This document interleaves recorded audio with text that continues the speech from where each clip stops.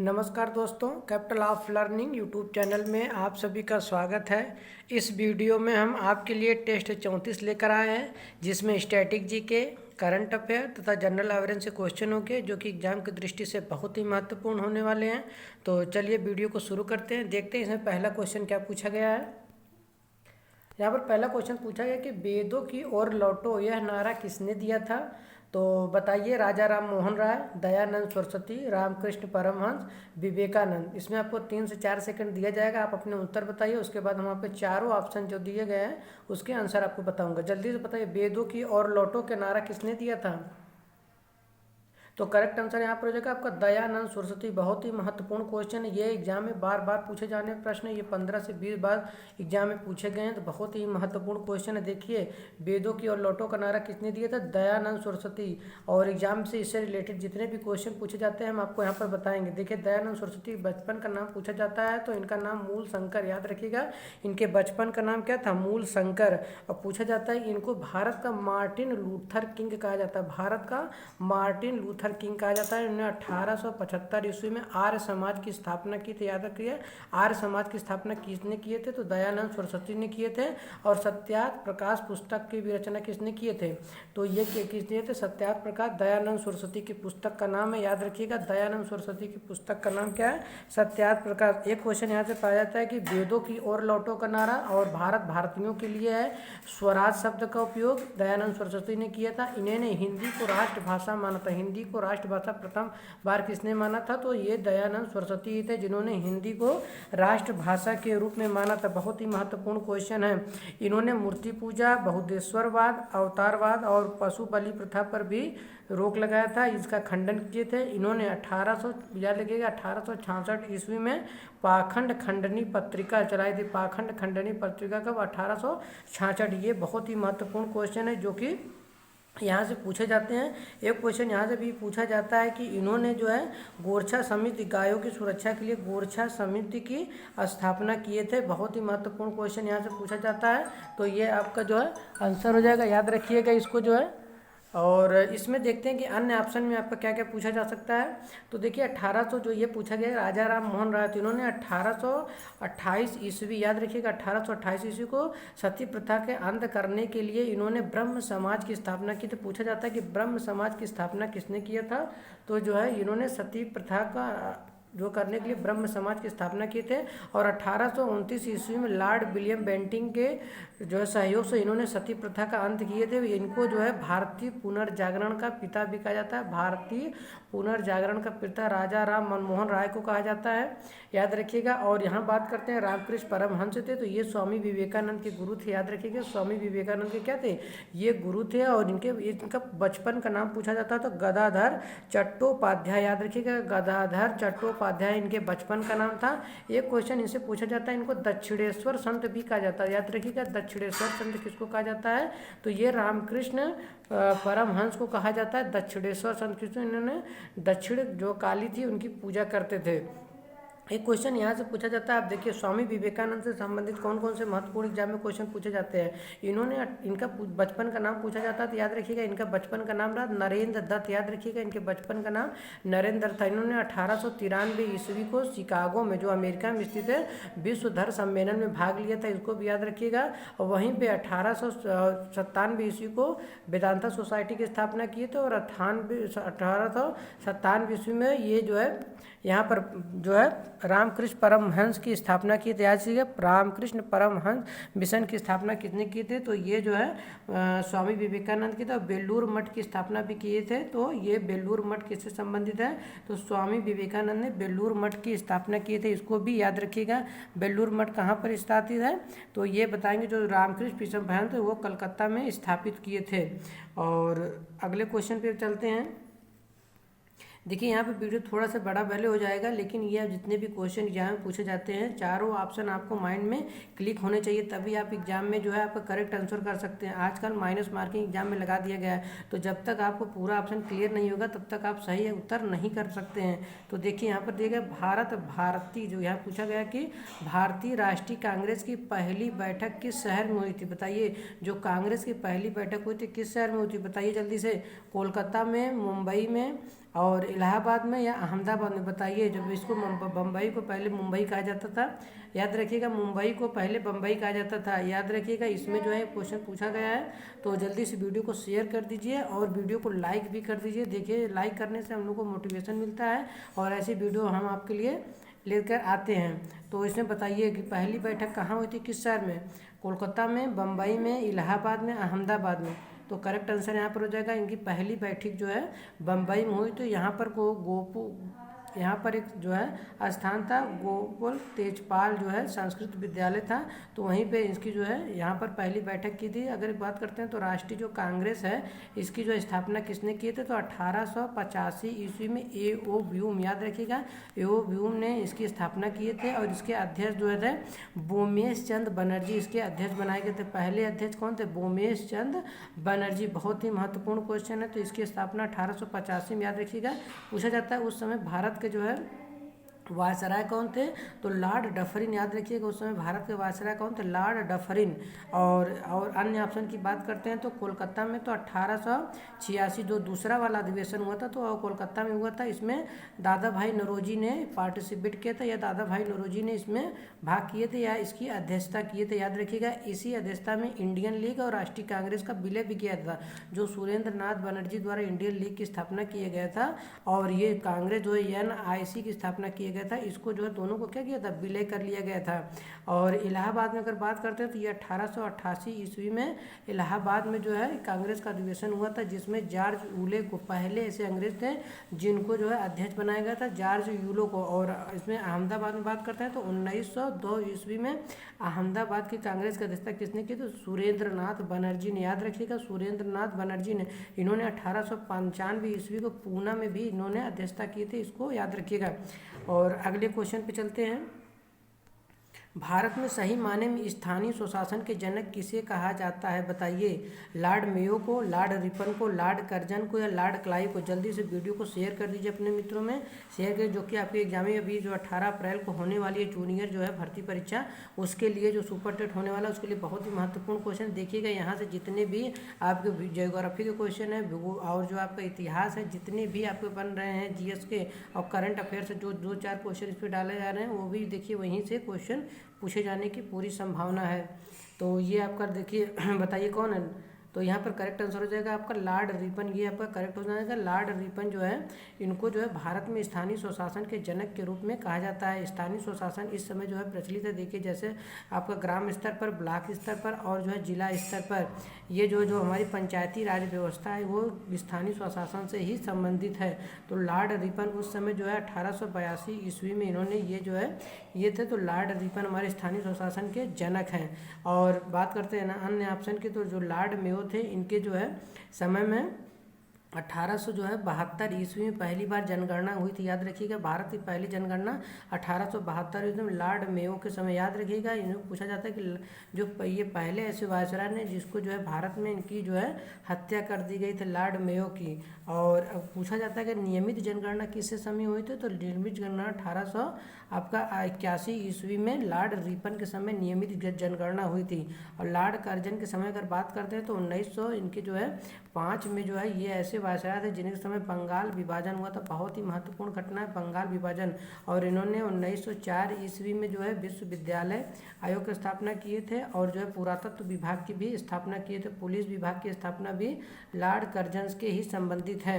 और इनसे बात करते हैं लॉर्ड क्लाइव को, तो इन्होंने बंगाल के पहले गवर्नर जनरल, याद रखिएगा, बंगाल के पहले गवर्नर ने 1757 को जो है इनको जो है बंगाल का गवर्नर जनरल बनाया गया था। इन्होंने बंगाल में द्वैत शासन स्थापित किया, याद रखिएगा। द्वैत शासन किसने स्थापित किए थे? तो लॉर्ड क्लाइव ने। और इन्होंने इलाहाबाद की संधि किए थे 1765 ईस्वी में, किसके जो है मुगल शासक शाह आलम से जो है 1765 में इलाहाबाद की संधि किए थे। तो बहुत ही महत्वपूर्ण क्वेश्चन है। और अगले क्वेश्चन की बात करते हैं तो इसमें देखिए यहाँ पर पूछा गया कि एक विकास खंड पर पंचायत समिति होती है, बताइए। एक सलाहकार समिति, एक प्रशासकीय अधिकरण, एक निरीक्षण अधिकरण, या इनमें से कोई नहीं, बताइए। बहुत ही महत्वपूर्ण क्वेश्चन है। एक विकास खंड पर पंचायत समिति होती है। जल्दी से अपना आंसर बताइए और जल्दी से वीडियो को क्या कर दीजिए, शेयर कर दीजिए। वीडियो को शेयर कर दीजिए, जल्दी से वीडियो को लाइक कर दीजिए। वीडियो को शेयर करिए, वीडियो को लाइक कर दीजिए और जल्दी से अपना आंसर बताइए। तो यहाँ पर करेक्ट आंसर हो जाएगा एक प्रशासकीय अधिकरण हो जाएगा, एक विकासखंड। विकासखंड का मतलब होता है ब्लॉक स्तर पर, ये क्या जगह एक प्रशासकीय अधिकरण। पूछा जाता है कि जो पंचायती राज व्यवस्था है वो किस अनुच्छेद में है, तो 243 जो है आपका पंचायती राज व्यवस्था से संबंधित है। पूछा जाता है कि पंचायत का किस में गठन किया गया था, अनुच्छेद 40 में कहा गया है कि ग्राम पंचायत का भारत में गठन किया जाएगा। अनुच्छेद 40, इसको याद रखिएगा, बहुत ही महत्वपूर्ण क्वेश्चन है। अनुच्छेद 40 ग्राम पंचायत गठन की बात करते हैं। भारत में कितने स्तरीय ये पंचायती व्यवस्था राज व्यवस्था की बात करते हैं, तो 3 स्तरीय, एक जो है ग्राम स्तर पर है आपका, एक जो है ब्लॉक स्तर पर है, और एक जो है जिला स्तर पर। याद रखिएगा पंचायती राज व्यवस्था भारत में कब से लागू की गई, तो 1957 ईस्वी से ये लागू किया गया था, 1957 में। और पहली बार किस शहर या किस नगर में आयोजित की गई, तो राजस्थान के नागौर में। याद रखिएगा राजस्थान के नागौर में। उस समय हमारे प्रधानमंत्री पंडित जवाहरलाल नेहरू थे। याद रखिएगा पूरे राज्य की बात करते हैं तो कहाँ पर लागू हुआ था, तो आंध्र प्रदेश में लागू हुआ था। इसको भी आप लोग याद रखिएगा, पूरे प्रदेश में कहा, आंध्र प्रदेश में लागू किया गया था। अगले क्वेश्चन की बात करते हैं यहाँ पर। अभ्यारण्य एक सींग वाले गैंडे के लिए जाना जाता है। बताइए एक सींग वाले गैंडे के लिए कौन है, रणथंभौर, गिर, काजीरंगा या फिर कॉर्बेट। तो करेक्ट आंसर हो जाएगा, जल्दी से बताइए। यहाँ पर काजीरंगा जो है ये कहाँ पर है, ये असम में स्थित है, और ये एक सींग वाले गैंडे के लिए विश्व प्रसिद्ध है। याद रखिएगा एक सींग वाले गैंडे के लिए प्रसिद्ध है। और असम में ही मानस जो है राष्ट्रीय उद्यान है, ये भी याद रखिएगा, मानस राष्ट्रीय उद्यान। और काजीरंगा कहाँ पर है, तो ये आपका जो है असम में राज्य में स्थित है। और अन्य ऑप्शन की बात करते हैं तो रणथंभौर, ये जो है बाघों के लिए फेमस है। और कहाँ पर स्थित है, तो ये आपका राजस्थान राज्य में स्थित है, राजस्थान में स्थित है। गिर की बात करते हैं तो एशियाई शेर के लिए प्रसिद्ध है। और ये कहाँ पर है, तो ये आपका गुजरात राज्य में स्थित है। याद रखिए गिर राष्ट्रीय उद्यान कहाँ पर है, गुजरात में, रणथंभौर राजस्थान में, काजीरंगा आपको असम में। और जिम कॉर्बेट की बात करते हैं तो इसको पहले नेशनल हेली नेशनल पार्क के नाम से जाना जाता है। इसको जिम कॉर्बेट के नाम के पार जाता है। ये भारत का पहला नेशनल पार्क था। याद रखिएगा भारत का पहला national park Jim Corbett national park था। याद रखिए कि ये भी जो है बाघों के लिए फेमस है, इसको भी याद रखिएगा। और अगले क्वेश्चन पे चलते हैं।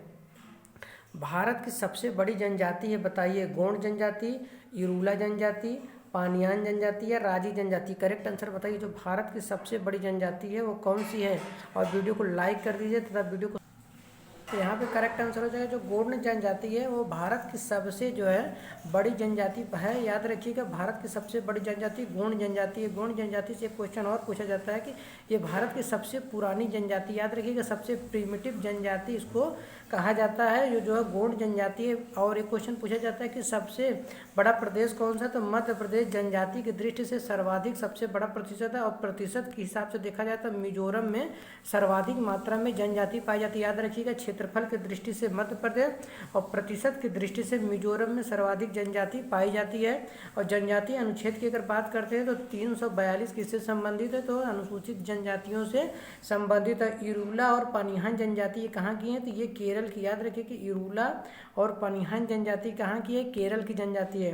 राजी जनजाति बात करते हैं तो ये राजस्थान से संबंधित। याद रखिए राजी जनजाति राजस्थान से संबंधित है। अगले क्वेश्चन की बात करते हैं। देखिए यहाँ पे पूछा गया है कि संत कबीर का जन्म कहाँ पर हुआ था, बताइए। दिल्ली, वाराणसी, मथुरा या हैदराबाद में। जल्दी से बताइए और वीडियो को जल्दी से शेयर कर दीजिए, वीडियो को जल्दी से शेयर कर दीजिए अपने मित्रों में। तो ये करेक्ट आंसर हो जाएगा। इनके जो है जन्म स्थान तो वाराणसी में हुआ था। नीरू तथा नीमा नाम के दो है व्यक्ति थे, उन्हीं से जो है ये जो है इनको जो वाराणसी के घाट था वहीं पर इनको मिले थे। तो ये इनका नाम जो है संत कबीर तो पड़ा। तो इन्होंने वाराणसी में, इनको कहा जाता है कि इनका जन्म स्थान लहर तारा, वाराणसी में एक स्थान है लहर तारा, तो वहीं पर इनका जो है जन्म हुआ था, इसको याद रखिएगा। और इनकी मृत्यु पूछा जाता है तो संत कबीर की मृत्यु कहाँ पर हुई, मगहर में हुई थी। साखी सबद रमैनी, याद रखिएगा साखी सबद और रमैनी, जिसमें बीजक का संग्रहित किया गया है कि सब में बीज, साखी रबद समैनी किसमें संग्रहित किया गया है, बीजक। इनकी प्रसिद्ध रचना का नाम है। ये जो है मूर्ति पूजा का खंडन करते थे और ईश्वरवाद में भी खंडन करते थे, इसको याद रखिएगा।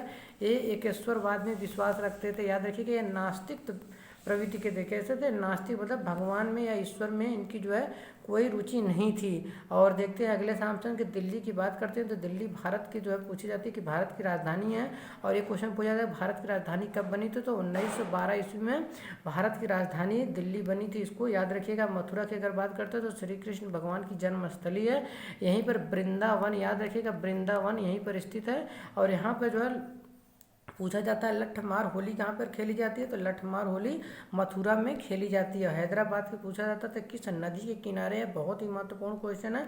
तो हैदराबाद मूसी नदी के किनारे स्थित है, याद रखिएगा मूसी नदी के किनारे स्थित है। हैदराबाद में 4 मीनार स्थित है, याद रखिएगा 4 मीनार। इस समय आंध्र प्रदेश और तेलंगाना का जो है ये कैपिटल, याद रखिएगा हैदराबाद आंध्र प्रदेश और जो है तेलंगाना की कैपिटल मतलब राजधानी है, इसको भी याद रखिएगा।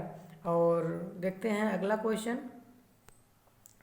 यह राग मियाँ की मल्हार रचयिता किसे माना जाता है, याद रखिएगा राग जो है कह रहा है कि राग मियाँ की मल्हार रचयिता किसके द्वारा है, तो तानसेन, बैजू बावरा, अमीर खुसरो या स्वामी हरिदास। करेक्ट आंसर बताइए।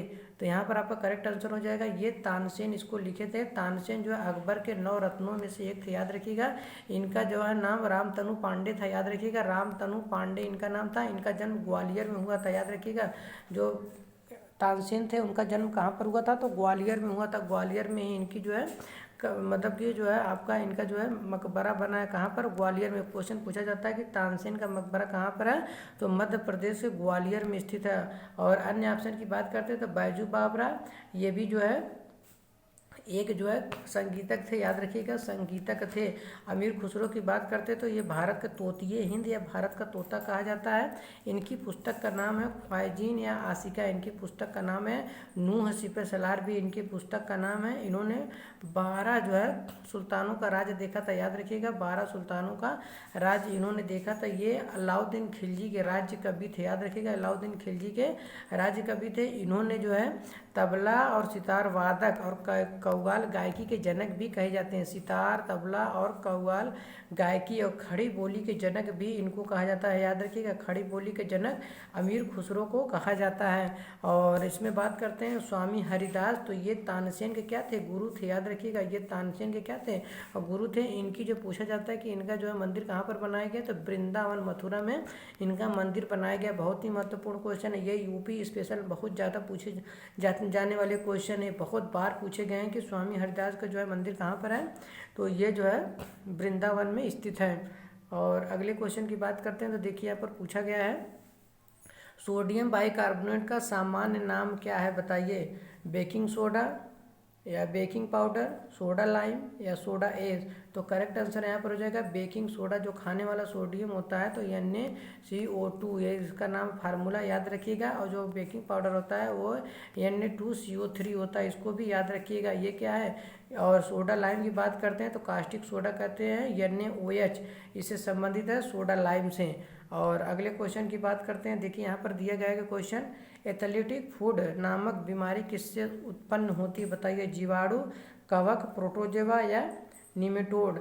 तो करेक्ट आंसर जल्दी से बताइए और वीडियो को जल्दी से शेयर कर दीजिए।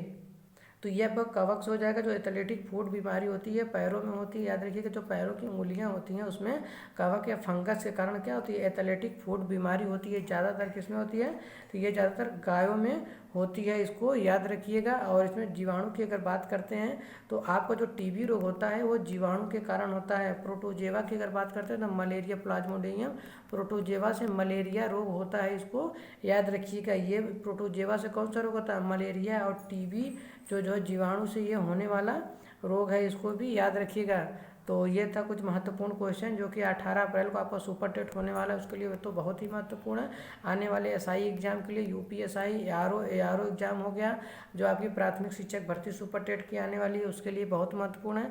देखिए ऐसे छोटे छोटे क्वेश्चन आपको दिए जा रहे हैं और 4 ऑप्शन बताने जा रहे हैं। इसको आप कॉपी पर नोट डाउन करते रहिए और उससे जितनी भी संबंधित आपको जो है प्रैक्टिस पेपर कराया जाए उसको वीडियो को 2 से 3 बार देखिए और आपको पूरा ये अच्छी तरीके से याद होगा। देखिए ये सब क्वेश्चन ऐसे हैं जो बार बार एग्जाम पूछे गए हैं, ऐसे ही क्वेश्चन आपको कराए जा रहे हैं। तो ठीक है, capital of learning YouTube channel को लाइक, शेयर तथा सब्सक्राइब कर लें और बेल आइकन को भी प्रेस कर लें ताकि हमारी लेटेस्ट वीडियो को नोटिफिकेशन आप तक सबसे पहले पहुंचे।